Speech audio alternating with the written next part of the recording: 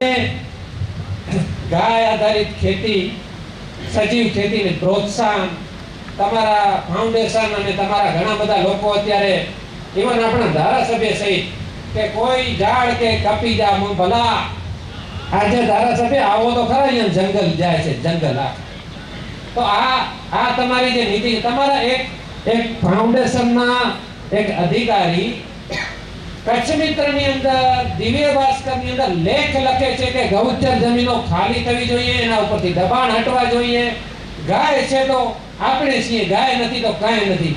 આટલી બધી ગૌચર જમીનો લીધા પછી, ફોરેસ્ટની જમીનો લીધા પછી આવા લેખ તો ન લખો કમસે કમ. આ શોભે છે તમે? અમે માંગણી કરીએ છીએ તમારી પાસે કાંઈ કરો, એના બદલે તમે અમને શીખવાડો છો કે જમીન ઉપરથી દબાણ ખાલી કરો ને ગૌચર જમીન છોડવી જોઈએ. આ શું ચાલી રહ્યું છે? આપણે મુદ્દા ઉપર આવીએ.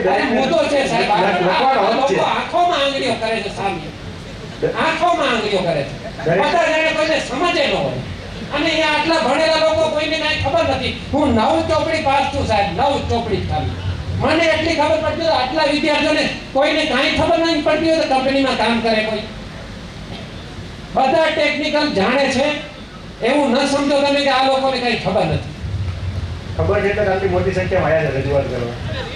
સાહેબ આનો તમે જવાબ આપો કાંઈ કે ગાય આધારિત ખેતીની તમે સલાહ કેમ આપો છો? આનો એ જવાબ નથી. તો લખવાનો દરેકને વિચાર તો કરો શું કરો શું છો તમે? આપનો મુદ્દો છે ગૌચર જમીનો લઈને વારી પાછું અમને શીખવાડો છો.